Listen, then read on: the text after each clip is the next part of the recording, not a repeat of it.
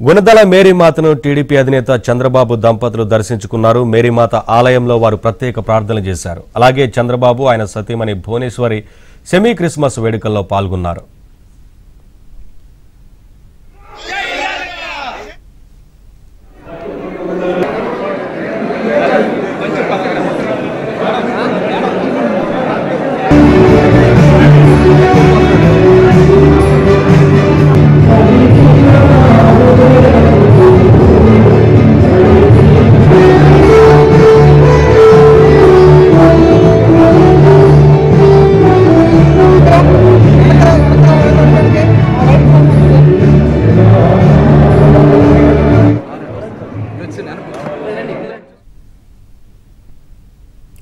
అంతకుముందు గన్నవరం ఎయిర్పోర్టుకు చేరుకున్న చంద్రబాబు దంపతులకు టీడీపీ నేతలు ఘన స్వాగతం పలికారు. అనంతరం ఎయిర్పోర్ట్ నుంచి రోడ్డు మార్గాన గుణదల మేరీమాత పుణ్యక్షేత్రానికి వెళ్లారు.